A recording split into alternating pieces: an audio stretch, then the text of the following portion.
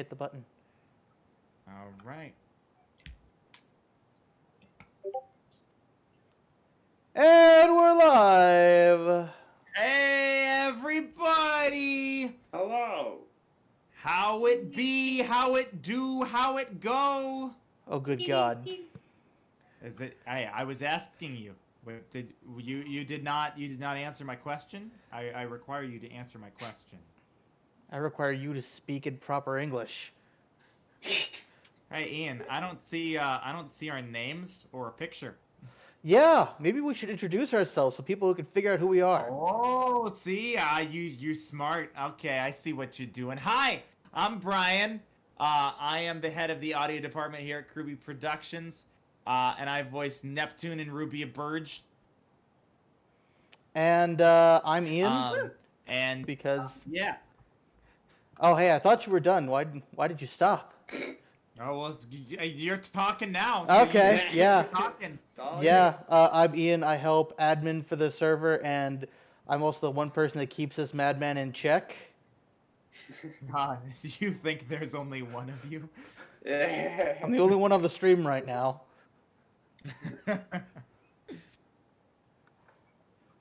Hey, Forrest, who are you? Who's going next? Oh, right. I am also here. Hello. Welcome. I do this podcast. Yup. Yep. Sure do. Forrest with the longest introduction. It's crazy. It's incredible. Oh my gosh. Hello, everybody. My name is Katie, and I'm here to say that online I go by Connie Day. I like to voice act, eat chicken nuggets, and if you party with me, it'll be lit. Yeah. Hi, guys. I work at the KRWBY Productions. I play White Schnee, Cinderfall, Penny Pellet Donuts, and Velvet the Chocolate Rabbit. I am also a director, producer boy on this project. Huzzah. I also have done some of the writing things, and yeah, I do a lot of entertainment voice stuff. I also work on other channels and stuff like Dr. Crafty. And you can hear me in the latest heckin' Beans, Something Witty Entertainment. They have a Sword Art Online abridged, and if you listen to the preview that just came out, you can hear me in it. I'm not going to tell you who I am, though. You have to find me. I do very much love your bit part in that.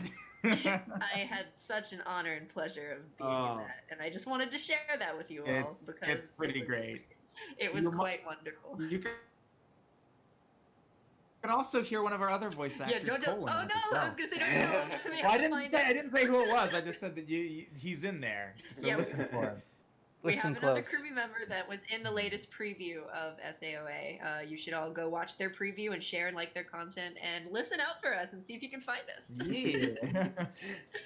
Sorry, I'm still hung up on you rhyming chicken nuggets with lit. Is that still?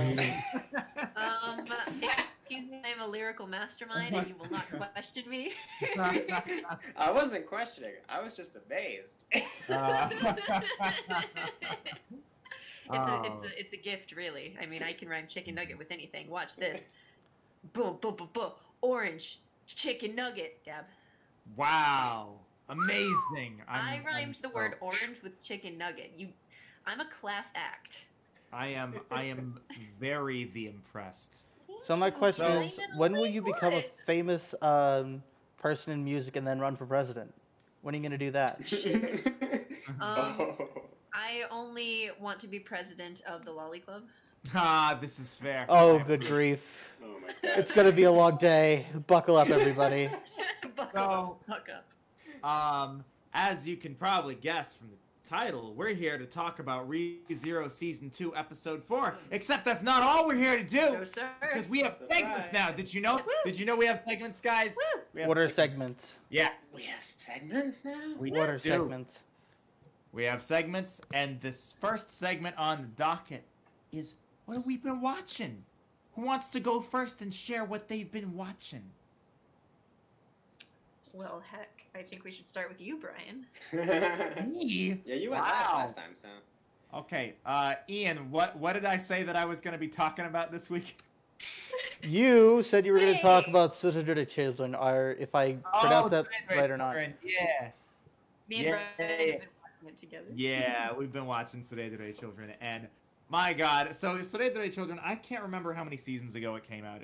I think it's a few years old now. I think it's a couple years, not many. Yeah. But it still remains to be one of my favorite short anime ever. It is. I think I was describing it the other night to you, Katie, where it's basically like if somebody took like a romantic comedy, and they were like, "Hey, so here are all the best parts of a romantic comedy. All of these like more boring build-up parts, let's just take all that stuff out and just keep all the best parts." That is what Today Children is. Just cut out the filler.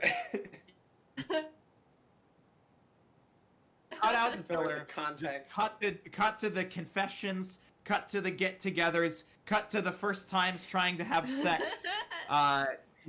Just all of that kind of stuff. And it's absolutely hilarious.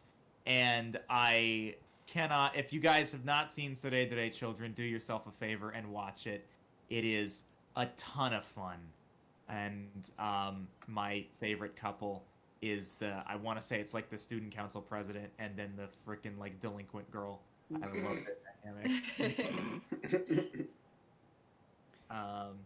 Yeah, it follows a bunch of different. It's very like, I don't want to say episodic, but it's very skit based. It follows a bunch of different couples and they're all kind of on their journey. Can't believe the best couple isn't even on this teaser image.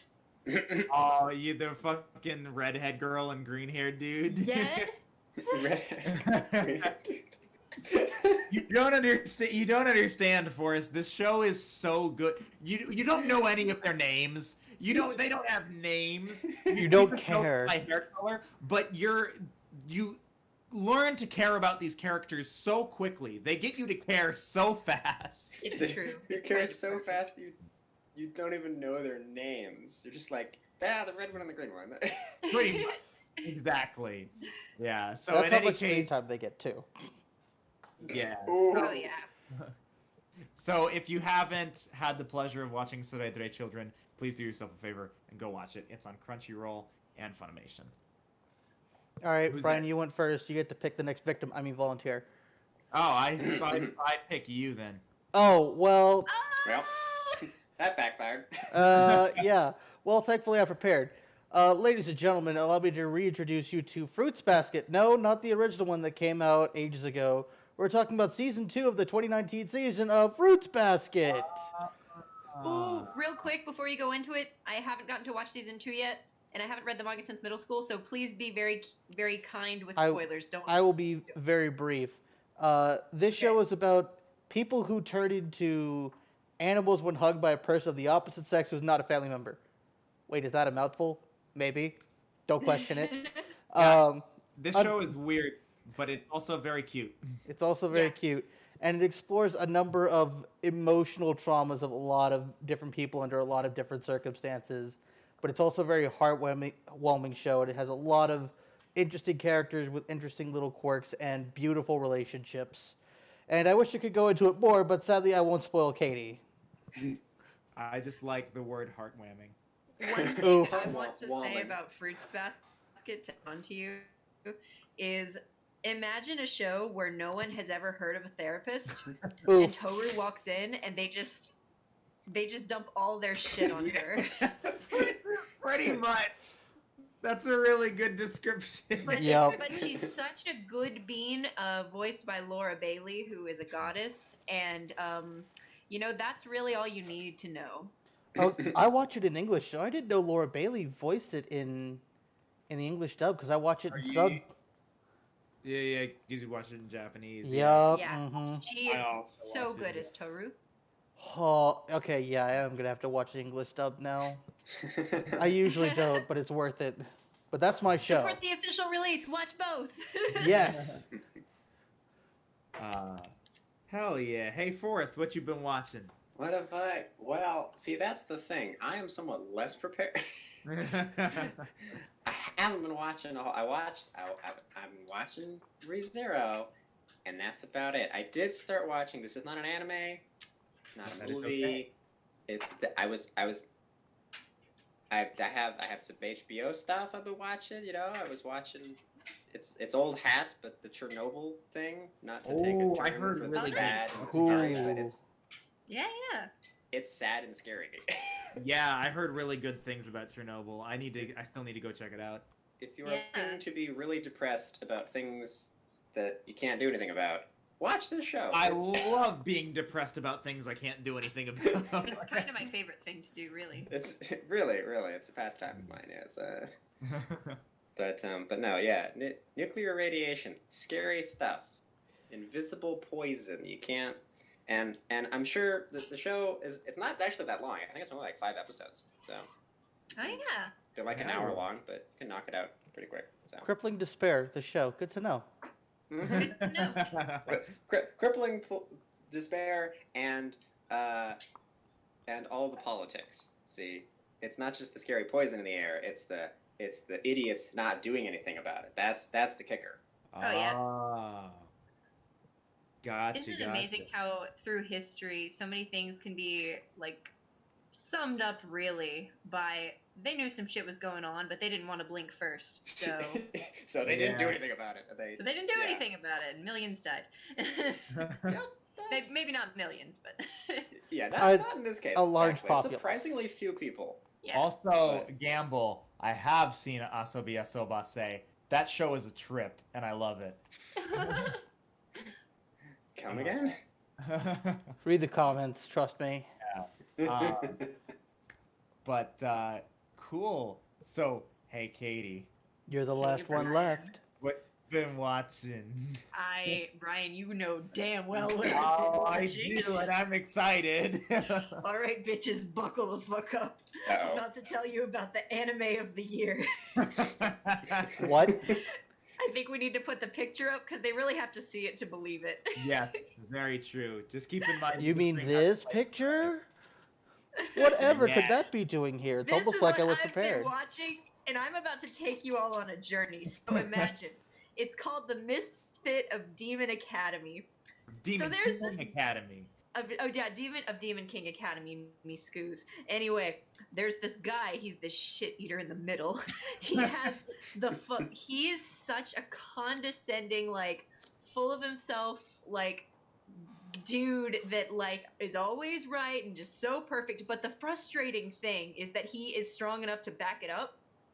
He is always, like, he always has just this grin on his face where he always knows, like, he knows everything. He always is like putting people. It's such a cathartic and frustrating anime because it's like if you took the most OP character in the world and just gave them all of the ego to back it up too, and they're like, the show is trying to make him seem humble, but he's not at all. and he just amasses this harem of people. Anyone that talks to him is just in love with him. And every episode, if someone is slightly an asshole, he puts them in their place so hard. And like anything that they do to challenge him or try to, like, if anyone tries to even talk in his direction and it's not full of praise, he will put them in their place. And like it's cathartic on one hand. It's the ultimate power fantasy if your fantasy is to be like the strongest thing to ever exist and no one could ever, and you have no flaws and you're so perfect. And yeah, honestly, a Bridge Kirito is not a bad way to think about it, except a Bridge Kirito understands that he's got some rooting issues that keep him up at night. This dude has apparently no issues, and he makes me so mad with this smug ass grin all the time. He was in a sword fight recently and he just picked up a stick off the ground and was like, this should work. Like, he's so disrespectful. And he fucking won with that stick, by the And way. he wins every fight. Like, honestly, like, Brian had a good description the other night. It's like, when this dude is just doing his stuff, he's so powerful, no one's gonna beat him, like, no matter the situation. He's gonna pull out a bullshit way to win. So you're just kind of like his hype crew, just kind of there, like, to see it. Like, you're just kind of like, he's gonna win. So you're just watching, like, waiting for the next person to step out of line so this dude can fuck him up. Like, but with this grin on his God. He's so I Like- hate him so much. He is definitely an asshole. But if I really did have to describe this anime, it is like Catharsis the anime. Yeah, like imagine if you're like the ultimate like, and anyone that's an asshole, you can just put them in their place like so eloquently. But all the situations are so like he picks up a fucking castle and just throws it nonchalantly. I was about to He say throws there's a Castle. thing with a castle, and it's amazing. It's amazing, and every time I see him do anything, I'm just like, I'm so angry, but I'm so satisfied, and I hate that. I hate that I have these two contradicting feelings within me. So if you want to feel angrily satisfied, like you're like tsundere about how happy you are, like you're never gonna stop smiling if you watch this show. It is terrible, but also beautiful. Like Yeah. I cannot emphasize enough that if you go into the show expecting some deep emotional catharsis, like some beautiful, well written, like drama packed, you're not going to get that. But if you want a good time, watch The Misfit of Demon King Academy and watch it with a friend and just yell at your computer for 24 minutes straight. Yes. It really is amazing, man. The fucking the castle scene is my favorite. This dude literally throws a castle, and like he don't even get me started on the fucking Oh my god. Fishness. friendship kiss. Oh my god, I just want to tell, we have a quote in the chat that, yes, this is a goddamn quote from the show. Do you think I would die if you killed me? He says that to like someone trying to kill him, and he's just like, oh, ho, ho, you silly fool. You think I'll die if you kill me? Death does not hold me. It's pretty much. It's not a good show, but it's the best. It's the best show, and I hate it. If smugness were a force of nature, perhaps. No, it's so true. Like God, his face, I get so angry at his face. Stop smiling, you asshole. Man. So yeah, anyway, that's anime of the year. Wow, The that's worst and simultaneously best. wow. Yeah, so if you want a good time, trust us. Please go watch it. It's so much fun. It's a lot of fun. Hey Brian, What? we're here for your favorite segment. Speaking of the best, but also the worst. Yeah, so swapping to something totally different, and by that I mean the absolute worst. It's time to talk about our boy Kirito. Oh no, the Oh, voice. God. The It's voice is back. It's back. No. Now, for anybody who was not here last week, we have a new segment called What the Hell Happened in Sword Art Online this week. And in order to work up to the talking about the new season of Sword Art Online Alicization War of Underworld Part 2, I am recapping all of SAO. Last week, I recapped Einkrad, and this week, I'm recapping Alfheim. Hooray! I would like to apologize in advance. Y'all are going to need to strap in. This My is going to seatbelt's on. take a bit. This is long. I got my airbags ready. Yep. You're gonna want them. Okay. So, today I will be recapping Sword Art Online Season 1 Arc 2, the Fairy Dance Arc, also known as the Alfheim Arc, also known as the worst one. We don't even. Our story begins 2 months after Kirito defeated KRWBY, released everyone from the game, and became known as the hero of Einkrad. Except he's not, because the government decided to keep what happened within SAO a secret for privacy reasons. I don't know why. It's dumb. There's no way people wouldn't know who he is. Anyways, It turns out that after 2 years of being a comatose vegetable with helmet hair, 2 months of rehab is all you need to be back to your former self. Walking, running, and doing extremely strenuous sports like kendo with your ridiculously hot little sister. Funny the things you learn in anime. But you see, my friends, despite Kirito's remarkably fast recovery, he is a sad boy. Because 300 or so SAO players still have not woken up. And one of those 300 or so SAO players is his main waifu for laifu, Asuna. Now, Kirito goes to visit her in the hospital all the time so that he can be sad. But one day, he gets even sadder, because this guy named Nobuyuki Sugo shows up. And it turns out that Sugo is a major player at a company called Wrecked Progress that is responsible for keeping the SAO servers operational while everyone was trapped. Oh, and also he's going to marry Asuna. Now, keep in mind, Sugo is a grown-ass man with a successful career and a bright future ahead of him. Asuna, on the other hand, is 17, in high school, and also in a coma. One would think he could do a little better, or, at least do something a little less illegal. But no! Because he wants her to, and I quote, wear the dress while she's still beautiful. She's 17, Sugo. I don't think there's any need to rush. In any case, after some uncomfortable hair sniffing, lip licking, and cartoonish villain monologuing about how marrying Asuna is Sugo's right for running the servers that keep her alive, Kirito goes home sad and defeated. And who is there to console him but his incredibly hot little sister Suguha? Which brings us to the elephant in the room. How do you nice folks feel about incest? I mean, I've watched Game of Thrones.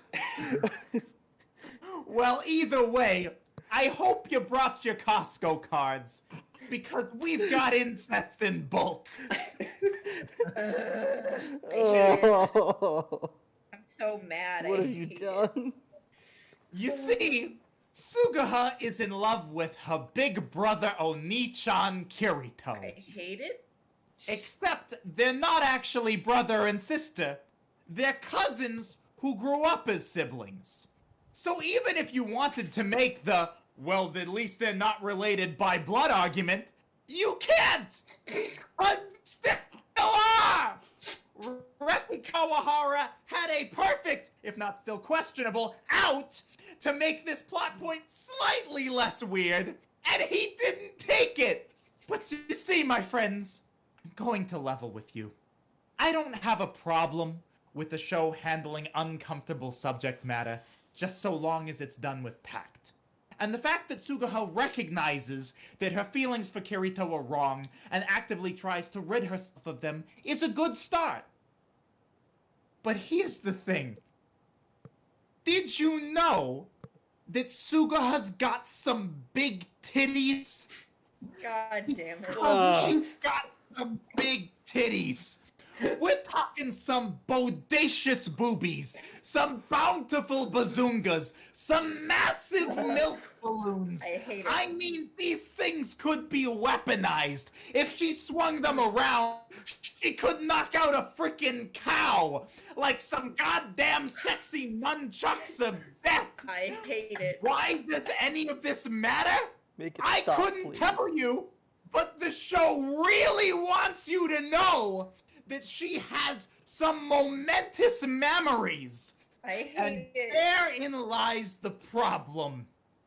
While Suguha is desperately trying to rid herself of her boner for Kirito, the show is doing everything in its power to make sure you keep your boner for her.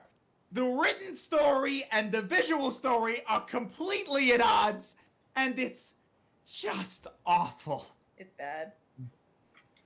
So anyways, after Sugaha tropically falls asleep in Kirito's bed while consoling him, then wakes up in the morning super embarrassed and runs out, Kirito receives a message from one of his friends, who's also a former SAO player. And in the message is a picture of what appears to be Asuna trapped in some unknown VR game. Hey, remember how cool and badass Asuna was in Aincrad? Well, guess what? She's a damsel in distress now! Yay! Way to ruin one of the only good things you had left about your story. In any case, Kirito goes to visit his friend at their bar, and he goes to get more information. And I'm going to level with you. This friend has a name, but for the life of me, I don't remember what it is, because he's such an unimportant and forgettable character. So as far as I'm concerned, his name is Tiffany. No, you can't. The picture exploited a glitch to do so, and that glitch has since been patched. Also, it turns out that the game is made by Wrecked Progress, the same company that Kirito's rapist rival Sugo works for. That becomes important later. But seeing that this picture is almost certainly of Asuna, and that she must be trapped in the game, Kirito borrows a copy from Tiffany and immediately runs home to dive in and try to save her before Sugo can marry her. Now, this next part is important. There is a new version of the Nerve Gear called the Amusphere that came out after the SAO incident.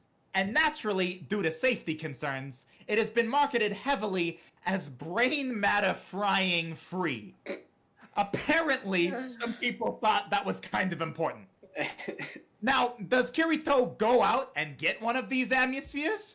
Dives into the game. Jesus Christ, we finally made it into the game.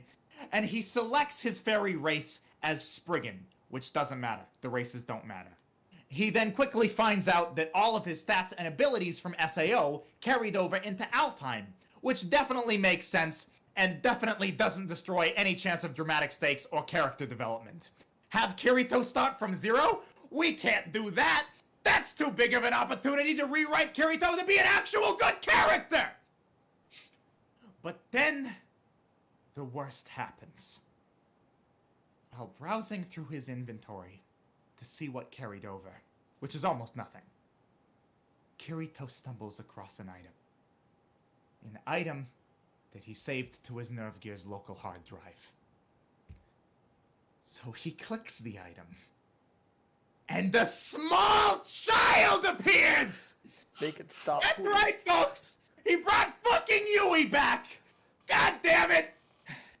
However, as much as I hate the idea of these two teenagers having a child, I will begrudgingly admit that Yui makes herself marginally useful in this arc. So for the time being, I will stop bitching about Yui. For the time being. So now that Kirito is in the game, back to full strength, and has the assistance of his virtual daughter, what's the first thing he does? Save another damsel in distress, of course! What else did you expect?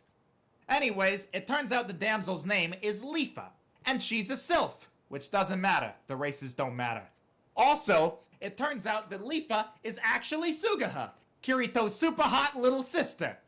Now you'd think that her brother being a victim of the SAO incident would leave a bad taste in her mouth for VR MMORPGs, but no! She loves them! And the brother! Yikes.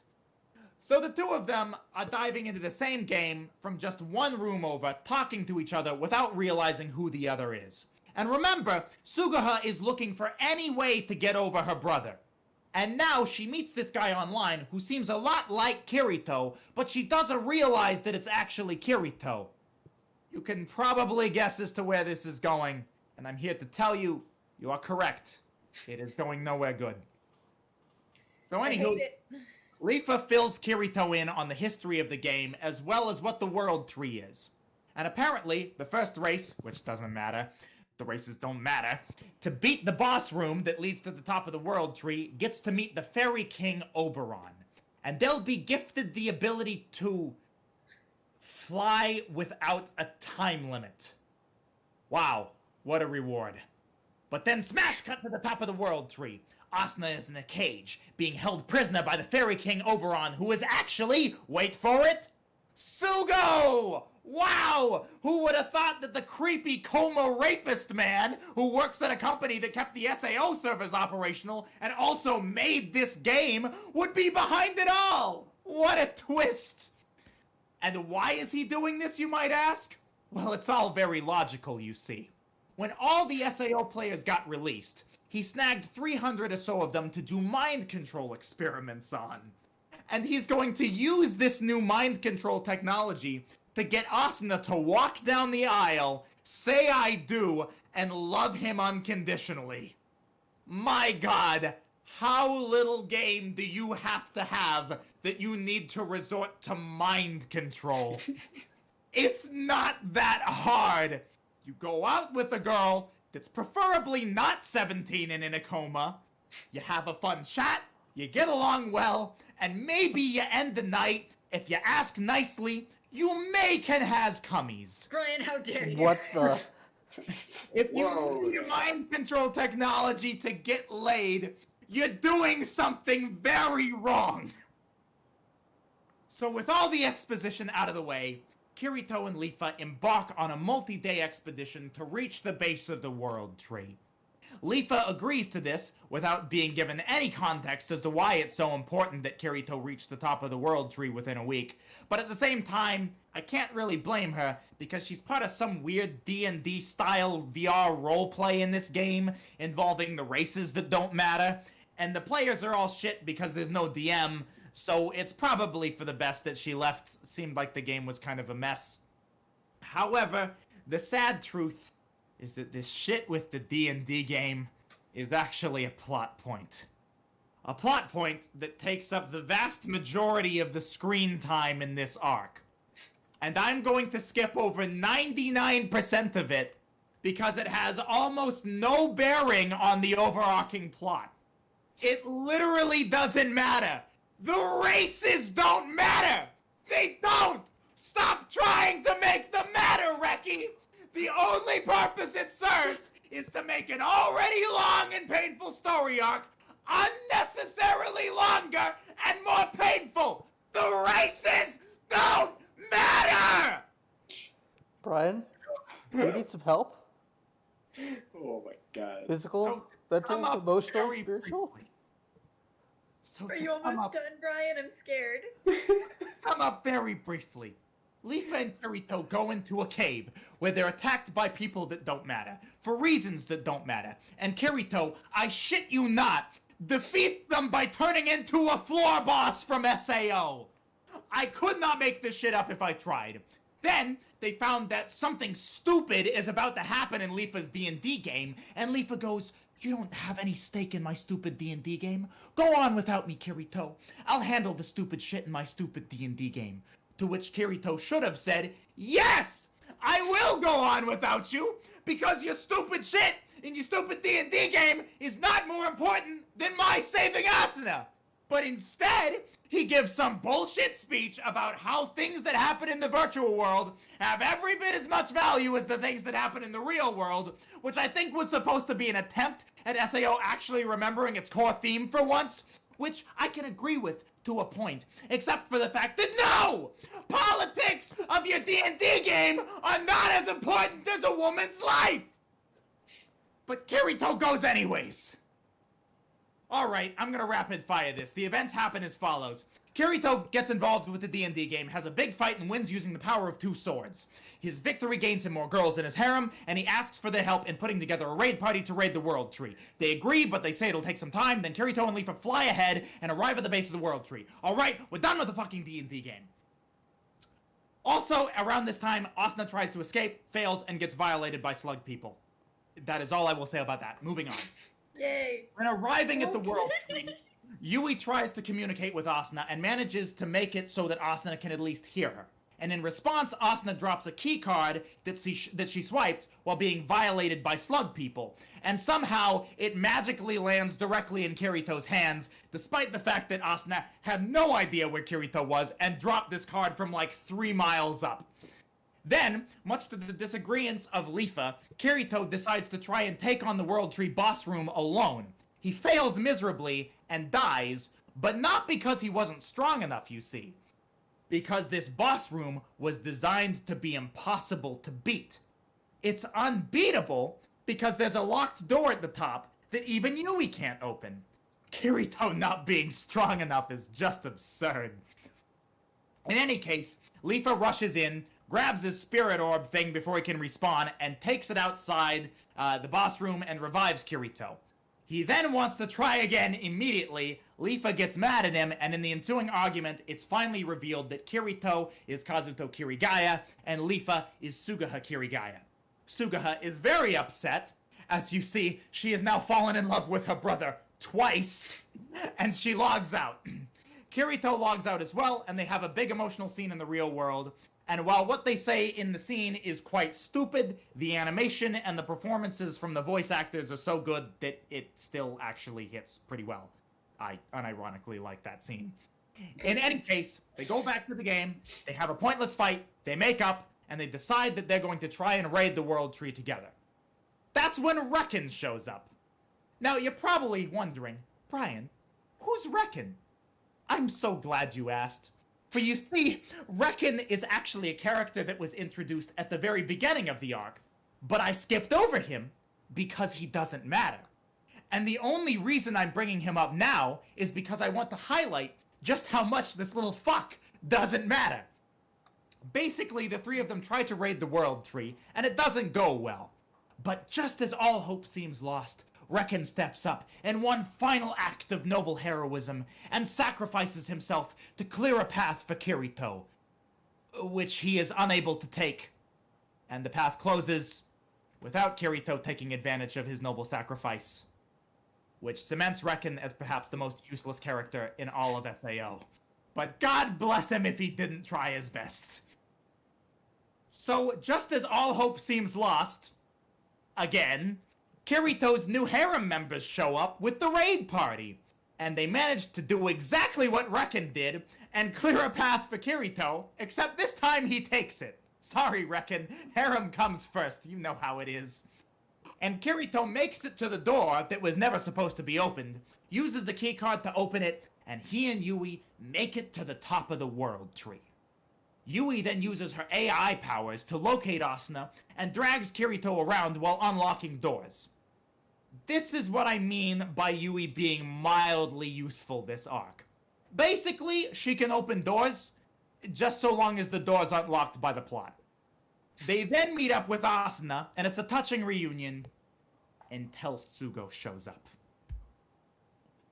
Now, folks, I implore you to brace yourselves, because we've reached the climax of the arc. And oh dear God. I think you're all well aware of how infamous this climax is. And it's infamous for a reason. So let's just get this over with, shall we? Okay, here we go. Sugo yeets Yui out of existence, which I'm all for. And then he transports Kirito and Asuna to some dark room, I don't know where. And he uses a gravity spell to pin Kirito to the ground, and uses chains to string Asuna up.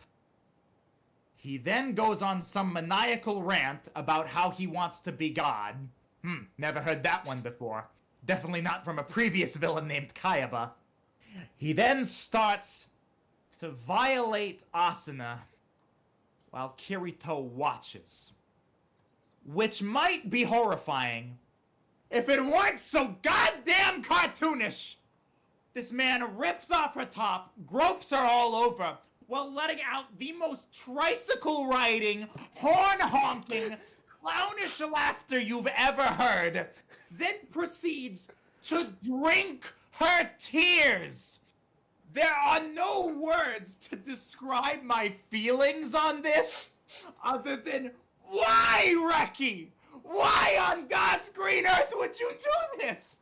There's no reason for this. Please make it stop!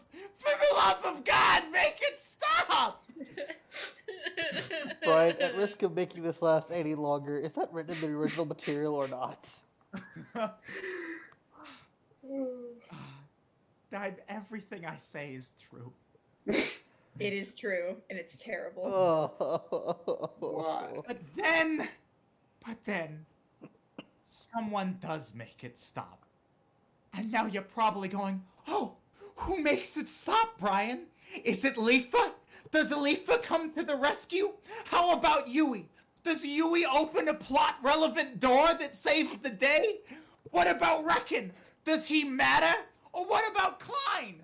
Does Klein party up with Kirito and SAO becomes the buddy cop duo story we always wanted? None of the above. The person that brings this unrelenting shit show to an end is motherfucking KRWBY! KRWBY Akihiko, the creator of Sword Art Online, returns from the dead as an internet ghost to give Kirito his administrator login ID. Why did he do this? Why is he an internet ghost? Why Kirito of all people? Why do this now of all times? I have answers to none of these questions, but it happened, and it's nothing but nonsensical Deus Ex Machina bullshit.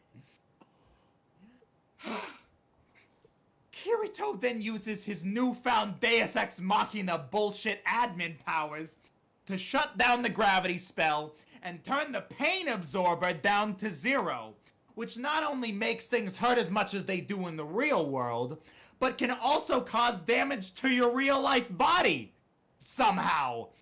He then chops off Sugo's hand, cleaves him in half, and stabs him in the face, killing him. Which I think is supposed to be therapeutic, but you're just too busy reeling from the internet ghost thing to care. Kirito then releases Asuna from her shackles, promises that he'll immediately come see her in the hospital, then logs her and everyone else who is a victim of the mind control experiments out of the game. Oh, and KRWBY also gives Kirito this thing called the Seed. More on that in a moment. Kirito then keeps his promise and comes running to the hospital, but he's stopped by an injured Sugo. He then proceeds to fight Sugo in real life with a knife. That rhymed. That's fun. We like to have fun here. Anyways, Kirito beats him by almost killing him, and Sugo gets so scared that he just gives up. And Kirito then proceeds into the hospital without calling the cops, which seems like a bad call, but to each their own, I guess. Kirito is then finally able to see Asuna. They formally introduce themselves for the first time in real life, and then they kiss. Because once again, nothing is more romantic than attempted homicide. Fast forward a few months, Asuna, Kirito, and his harem are all attending a high school for SAO survivors, and they're all now playing Alfheim Online. Oh yeah, and Yui survived somehow. And it also turns out that the seed that KRWBY gave Kirito is like some kind of baseline code for VR games, and Kirito released it to the world, so now there are a shit ton of VR MMORPGs, which is basically a plot device that allows Reki Kawahara to continue making stories in this world forever. In any case, while within Alfheim, Kirito and Suguha make their final reconciliation by dancing in flight, but Suguha's not over him yet. That's not a thing that happens. She's never over him. I'm simultaneously disgusted and also feel very, very sorry for her. But don't worry, we can forget about that, because we've got one last stupidity to cap us off. With the help of the seed, guess what's back? Castle Aincrad, the setting of Sword Art Online. And Kirito and his friends couldn't be more excited about it. They're all super jazzed about the idea of returning to this terrifying hellhole that they were trapped in for 2 years. It's only been a few months.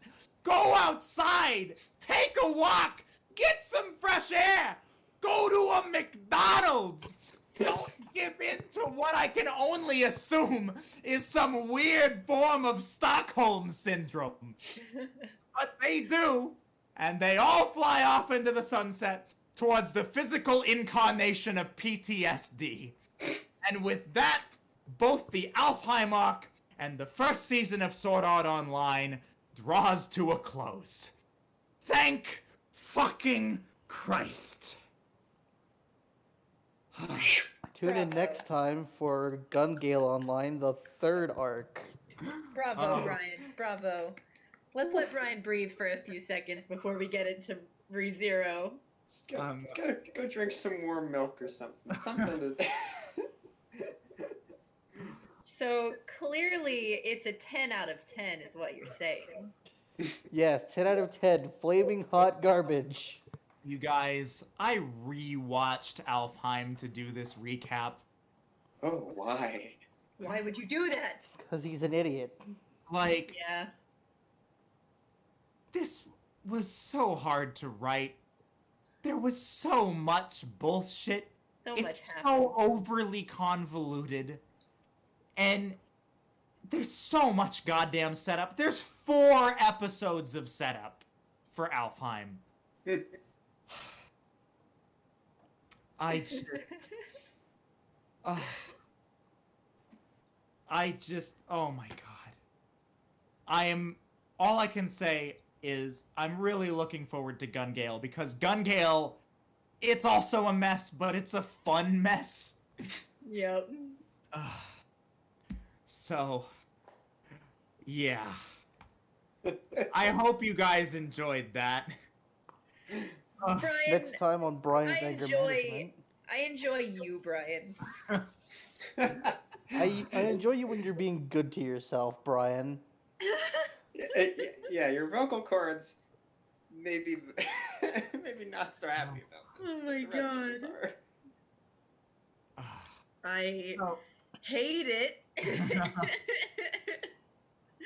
Oh Oh my god. Everyone, let's just take a moment of silence. F in the chat for Sword Art Online Alpine. I'm so glad to be done with that.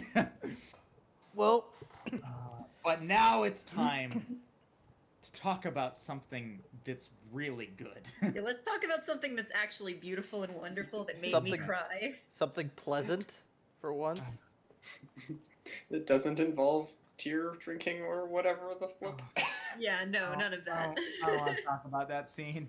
Yeah, not even what that doesn't exist. Already erased it from my mind.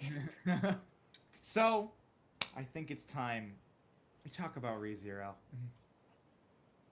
Oh, You guys shit, ready here to we talk go about again. some ReZero? I'm always ready to talk about ReZero, Brian. Hooray! So, today we are talking about ReZero Season 2, Episode 4, Parent and Child. And oh boy, this was an episode. It was kind of my favorite thing. Yeah. So, we kind of touched on it, I think, a little bit last week, but Subaru is facing his past. And this is something we almost never see in isekai. Yeah. Like, it's always skipped over because most isekai are these like escapist fantasies, right? We don't want to think about the real world. Don't bring us back to the real world. We want to have fun in this fantasy world. That is kind of the premise of, transported to another world. Yeah, type that's kind of shows. that's kind Yeah. of a mission statement of a lot of them. Mm. Which is why it makes sense that I think ReZero went this direction, because ReZero's mission statement was always to subvert that. Yeah. But boy, this episode really puts a lot of things in perspective for the entire show, I think. Yeah. So I guess first and foremost, I I love his parents. I love Subaru's parents to death. They're fantastic, and the peas bit killed me. That The peace was- thing was so unnecessarily specific, and they just committed to it. Yeah. Yeah. It was a one-off joke that it just hung around for just long enough to. They went hard on it. Yeah. Yep. Pea day. That's the peas day or whatever he called it. Like. Mhm. Oh, Yeah. God. It was really cute. But we get into this this thing where we realize Subaru has apparently stopped going to school. He's clearly going through some things, and goddamn if there wasn't some really relatable stuff in there. Like, I don't know about the rest of you guys, but the whole like watching the clock tick by and then it ticks to a certain point and you're like, oh, I'm gonna be late now, so it's just not even worth going. Like, Mm-hmm. I have 100% been there, and it was uncomfortable seeing that again. Yeah. The Oh. show really goes in on Subaru's like depression, and we were talking to another friend kind of about what this episode really did. And with a lot of isekai, you always get the perspective of, oh man, I didn't like my old life. I was a NEET, I was a shut-in, but now I'm here and everything's great. But for once, we actually got to really examine the internal like mental fuckery going on with a character that reaches that point where they truly would rather give up their life than keep going. And seeing from an emotional standpoint and from like a relationship standpoint, like the way his parents perceived him, the way he perceived his parents, and realizing his family life, his home life, his mental state before he got taken away. Like, that's a perspective I haven't seen before in an isekai. And I think that it was really important and a wonderful analysis. I agree. Mm-hmm. No, I think his parents are just done like really well in this. Yeah. You know, TV shows, anime, movies, the parents are an interesting thing, and they're sometimes done like typically in your hero arc, right? This goes all the way back to like Greek mythology and stuff, right? But like typically Yeah. heroes don't have parents. At some point their parents die or leave them or they're orphans or what, like the parents are not in the picture, right? We never hear about, because you can't go on an exciting adventure to save the world if you got your parents there telling you to pack a lunch and bring some clean undies, and you know, it's not really a thing.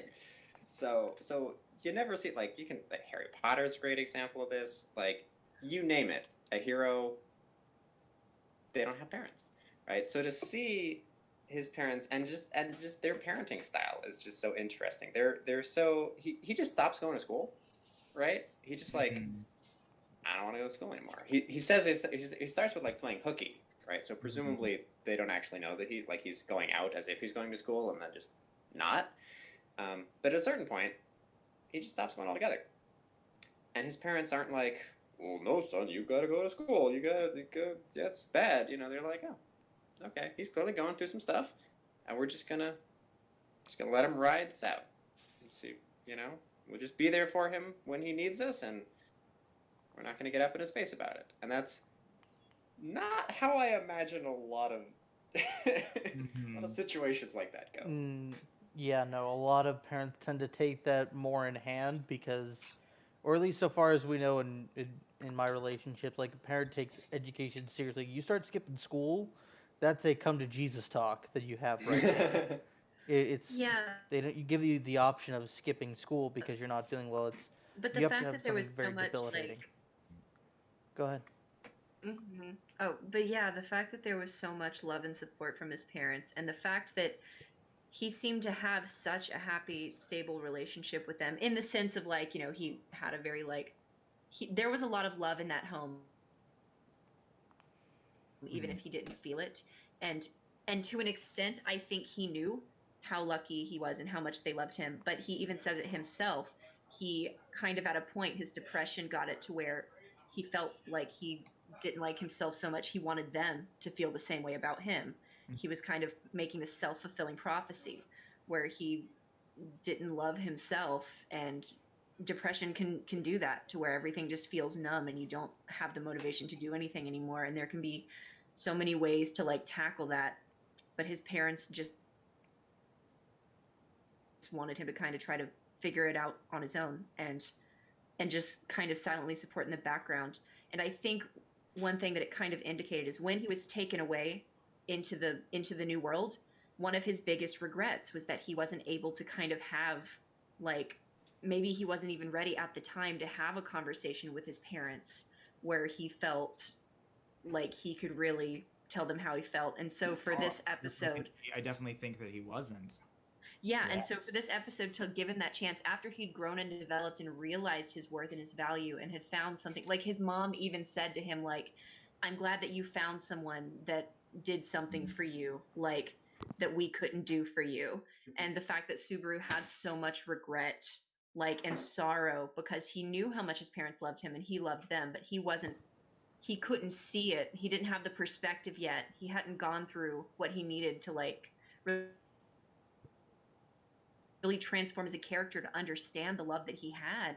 And so that weighing on his shoulder, this episode allowing you to see that journey and to allow the catharsis of him holding his parents and apologizing and really seeing them and fully expressing himself, even if it was kind of a dreamscape. Like, who could say if he actually truly saw his parents? I don't think so. I think it might have been more of a illusion of catharsis, which could still maybe be what he needed, but it was still a beautiful journey that I think, when it comes to the character writing in this show, especially with Subaru, the transformation that he's undergone time and time again, this was really such a beautiful peak for his art. Yeah. I agree. Go ahead, Forrest. Well, that brings me to, I don't know if you want to branch off that point, but I was gonna start talking plot stuff because that brings up an interesting point.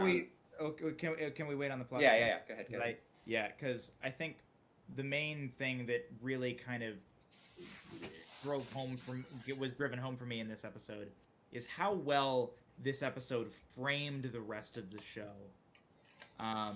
Because, like with his mom talking about, like, I'm really glad that you found people who were able to give you something that we couldn't, right? When he's talking with his dad, he's remembering all of these really important moments that he had with both Emilia and Rem.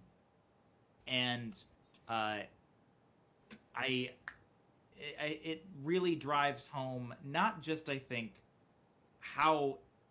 I mean, I think we always knew that those moments were important, but now having this frame of reference for how much Subaru was going through, how broken he was, right? And how, it gives new meaning to, going back and rewatching it now, it gives new meaning to, I think, whenever Subaru says, you've done more for me than you even know. It's not even just there have been previous iterations where I've died that you don't remember. It's like my whole previous life, you don't know how much you've done for me. Right? Yeah.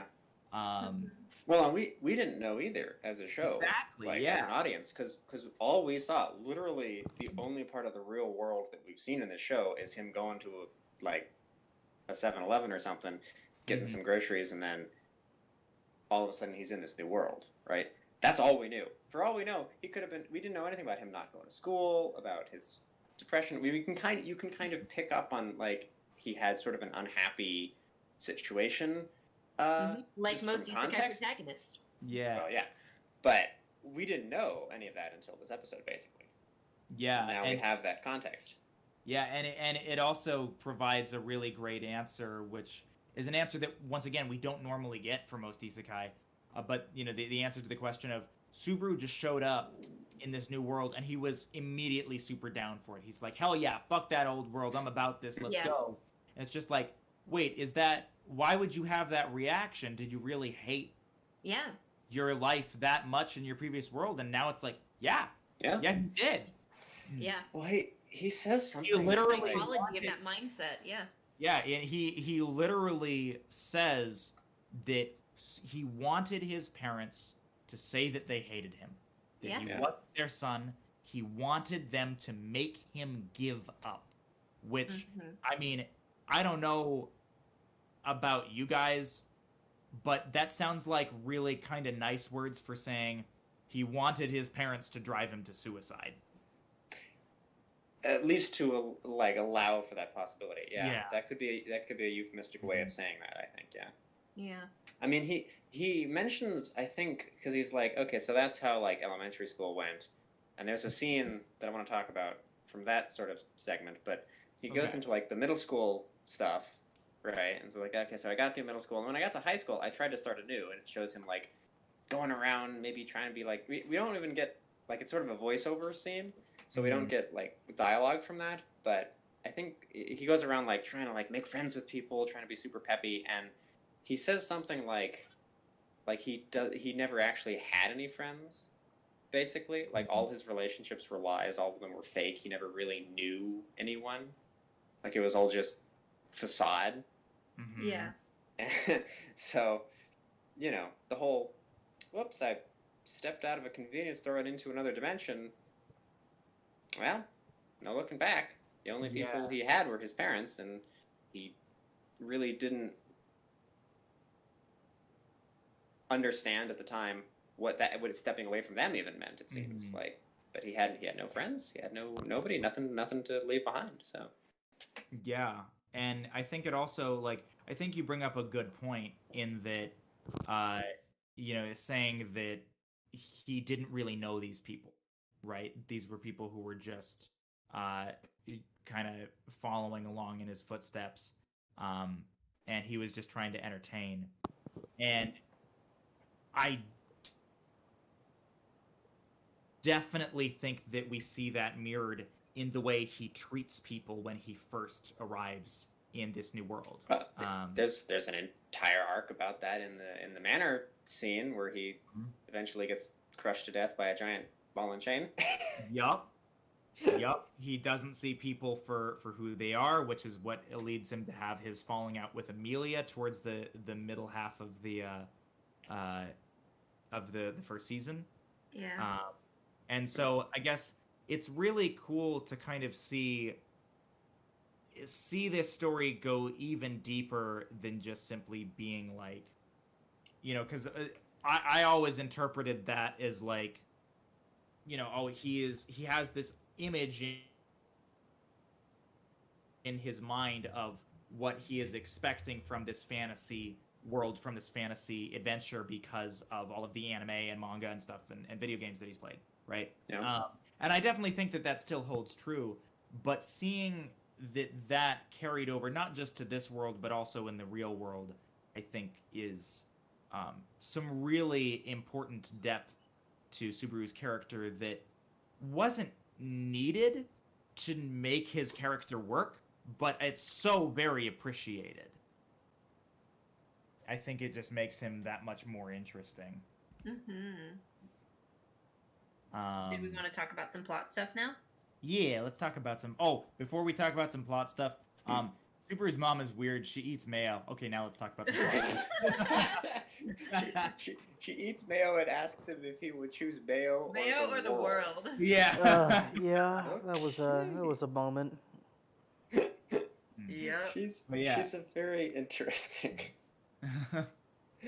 Yeah. So, but yeah, well, actually, yeah. Well, actually, there's the one scene from.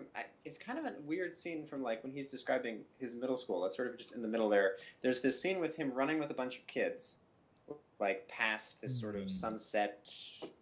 Oh, I know. Weird moon looking, and like the kids behind him keep slowly vanishing.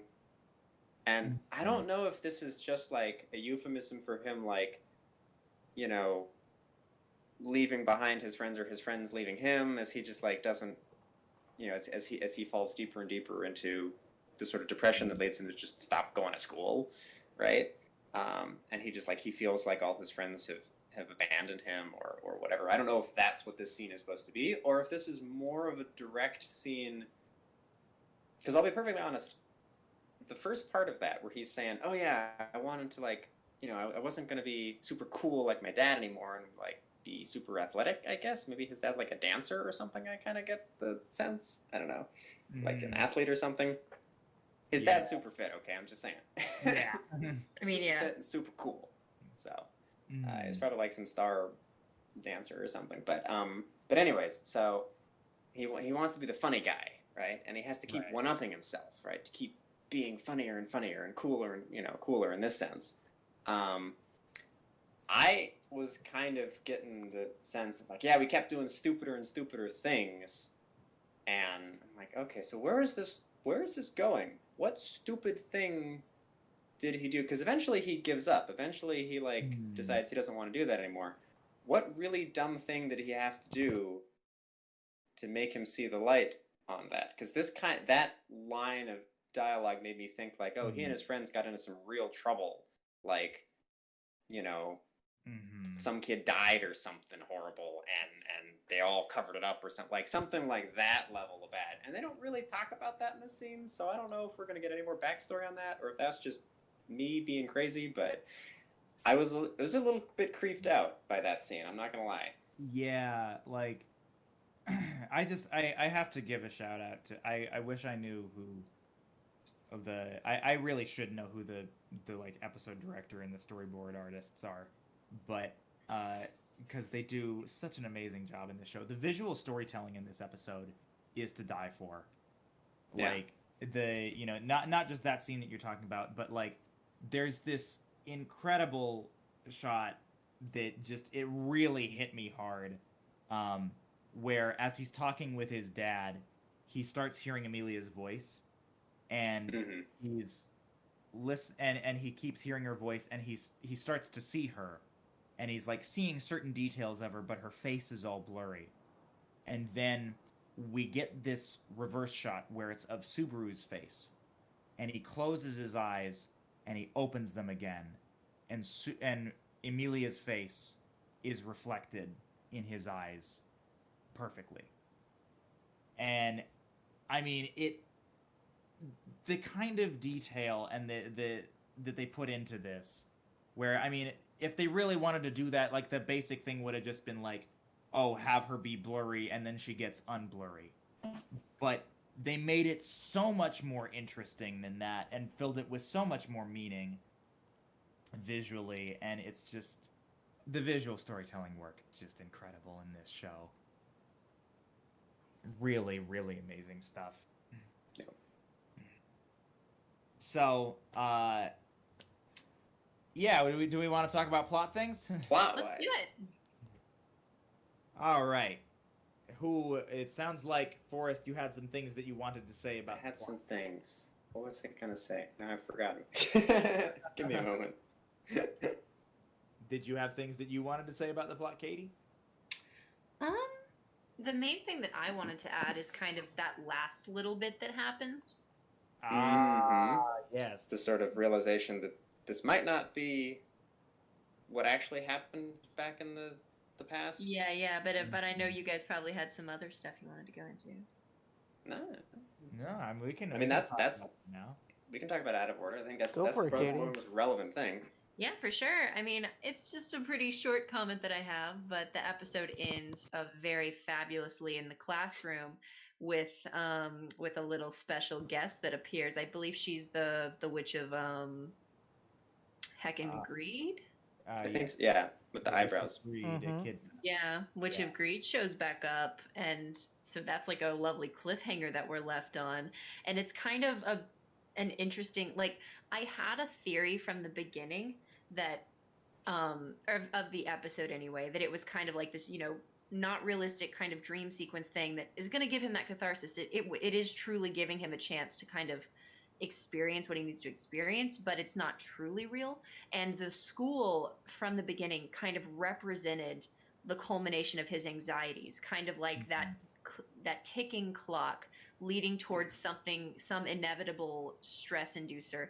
And so I knew that once they were hinting that he was going to go to the school, that there was going to be something there. I didn't know exactly what, but I knew it was going to be like the next step. And so the fact that the witch was in the classroom was so perfect. Like, it was such a well-rounded, like yes moment. And I really appreciated that. And that I think the next episode's going to be really, really, really fucking good, my dudes. Like, it was so lovely. It was so lovely put together. Lovely, whatever. It was beautifully put together. And I think that them using the school to represent kind of that culmination there and having the witch show up was really good writing. And I liked that. I very, very much agree. also kind of on like just another technical level. One of the things that I've started to notice, I hats off to the sound team, uh, for ReZero, especially in these last few episodes. Not only I wish I knew the composer's name. The composer knocked it out of the park this episode. Like Yeah. I can only imagine this entire episode was scored to picture. There was no like, compose some music and we'll put it in a library and we'll edit it in later. Like I feel like this entire episode had to be scored to picture. And with Echidna specifically, the sound team is doing this thing with ambience where every single time Echidna is present, the ambience disappears and it's replaced by this like really distorted isn't quite the right word, but this kind of really aggressive yet somehow subtle low drone. And it just to me represents this sense of when she's present, nothing else in the world matters, and she just has this aura about her. Well, I think we were talking about that last week, right? Mhm. Like she says, yeah, but you people's usual reaction to me is vomiting, but like, she's just got this presence that Yeah. gets under your skin. Yeah, like it's really really good work. I'm really, as far as plot is concerned, I'm really excited to see where the rest of this goes with Echidna. And I can't help but feel like we're not quite done confronting Subaru's past. Not yet. She's just there in the classroom. I feel like if we were done, he would have moved to a different location. There's gonna be like a classroom scene where maybe she and him have another conversation. You think? Perhaps, yeah. And then maybe might... we'll move on to Amelia's trial, because we don't know what's going on with her yet. Yeah. She's just passed out too. I imagine she's undergoing a similar experience, except with her own past to a certain respect. Yeah, I really hope we get to see that. I very much want to see Amelia confront her past, which we've already gotten to see a tiny bit of it if you've watched the Frozen Bond. The Frozen Bond movie. but yeah, I very much want to see more Amelia, and yeah, getting like a whole episode or two just dedicated to Amelia would be awesome. Yeah.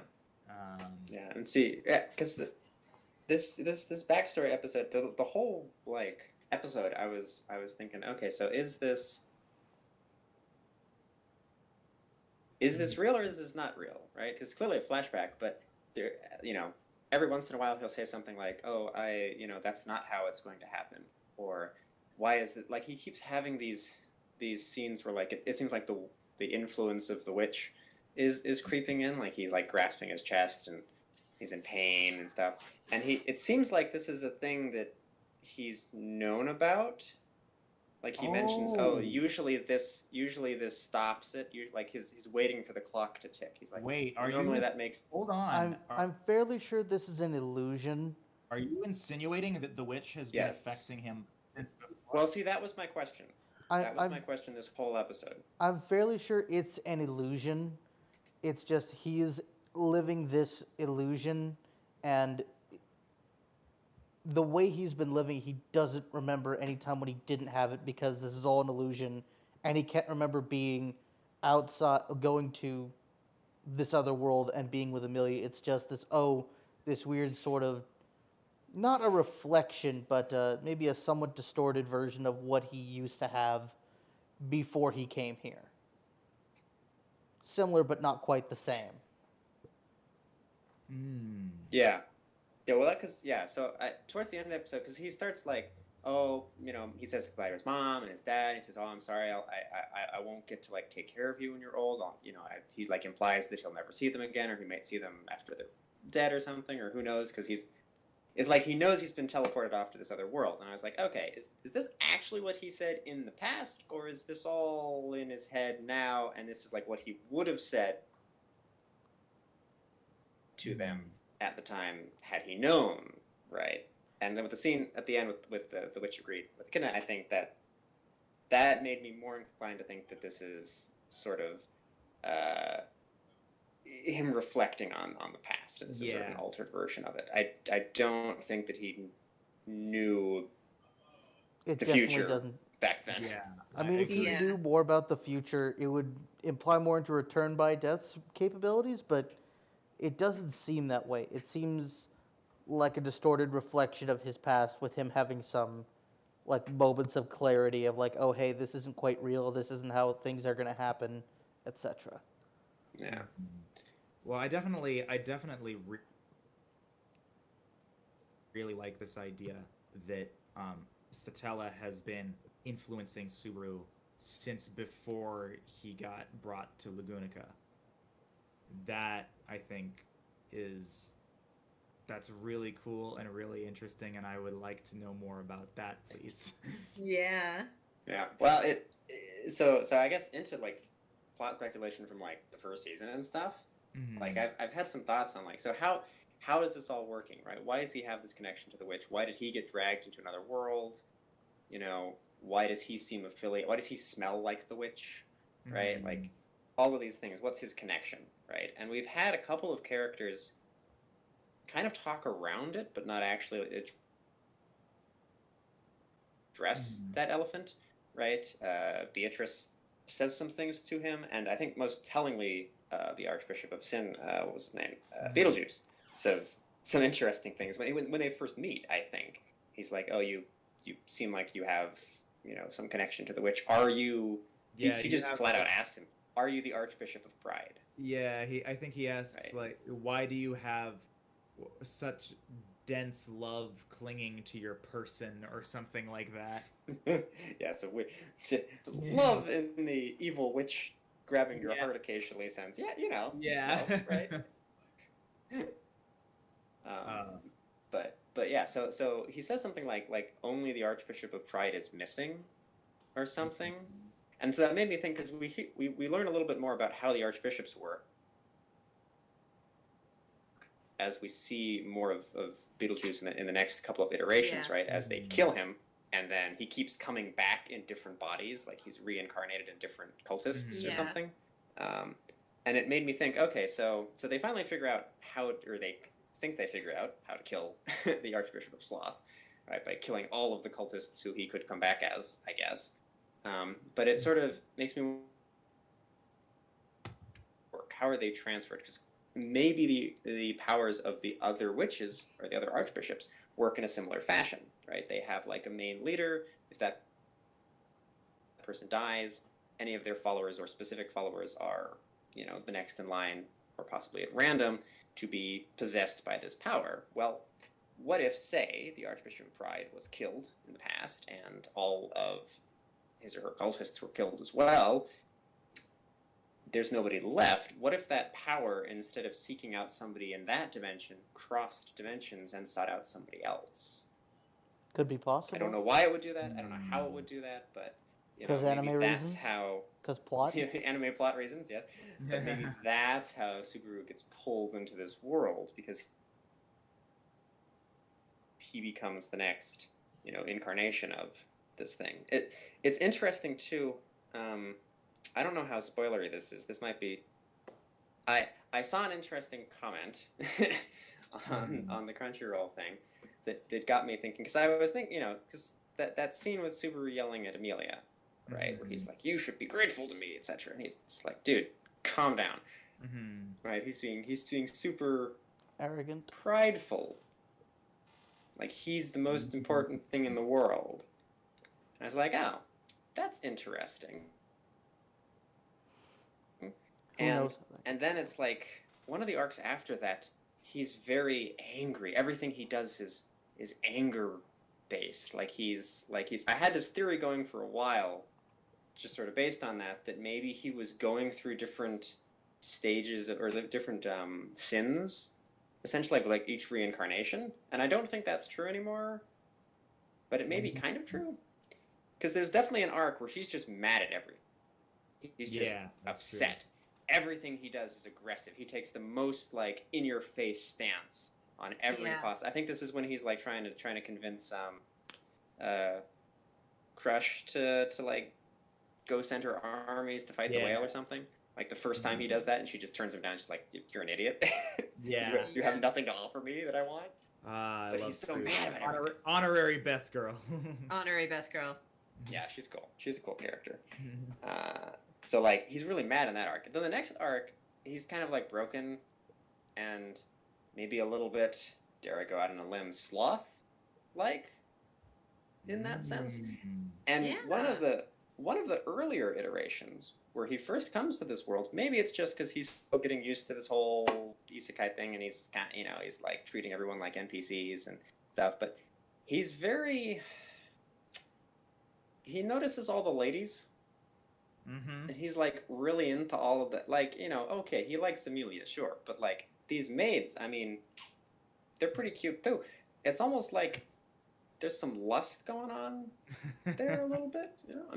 So I've had this theory that he's sort of going through cycles of the various sins, and I don't know how accurate that is, but I'd like it, if you guys have noticed anything that I missed, poke holes. Feel free to poke as many holes. But this is by no means a concrete theory, but No, yeah, I think that's It makes a me- really cool perspective. That's Yeah, no, honestly been too long for me because I, in fact, unlike Brian, did not go and rewatch the director's cut when You that fool. was being released. To You my fool. yes, that was a grave error that I am currently making up for. You would say that I might have sinned. Ha ha ha. I see what you did there. but yeah, no, I definitely think that has merit. I hadn't really like thought about it before, but I guess now with each time that Subaru dies, I'm gonna need to pay a little more attention to like how he's behaving. I mean, How it he's might be, acting. yeah, like it might be a little different now that he received the what's it, Witch What factor. the witch factor, yeah. Yeah, We still don't really Well, know what that is. we don't know. Like it seemed like he had some influence before, because at one point he was reincarnated as Beetlejuice, right?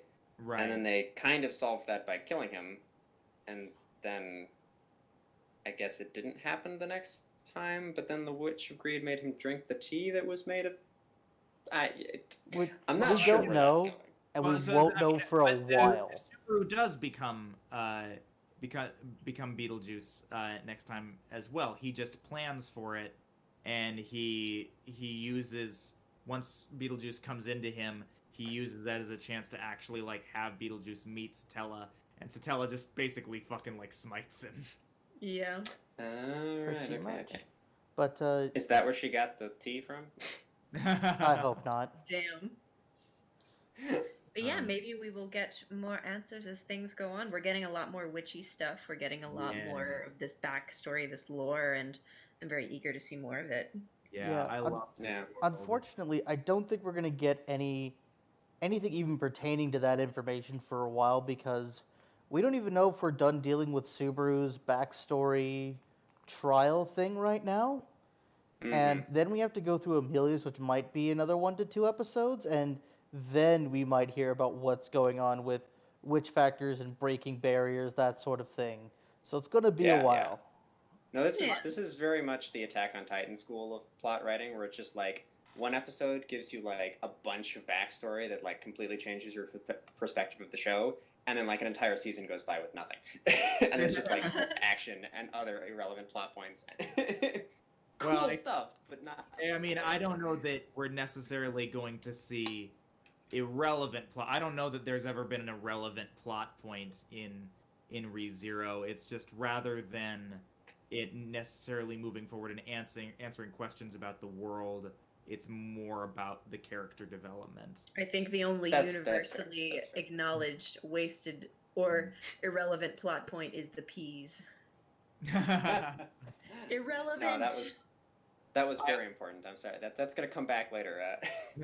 I also need to point out, Tekka, we absolutely will speculate on what the tea is made of, and that we will speculate on the fact that it is made of her bodily fluids. If that makes you uncomfortable, then I'm sorry. I guess you're just in the wrong podcast, because all of us here love bodily fluids. Of course. Okay. Which bodily fluids, of course. Yes. It's very different. God damn it. Well, yeah, I feel pretty good. I feel like we podcasted, guys. Does anybody else have anything to say about ReZero? Anybody got like any predictions for the next episode that we haven't already covered? Eyebrows. I think I'm content to just twiddle my thumbs and wait to see what happens next. Okay. Hell yeah. I predict that we're gonna get witchy things. It's gonna get witchy in the next episode. It's gonna get witchy in the next episode. Watch, we're gonna get more news on the Yeah. Witch Factor on the Halloween episode.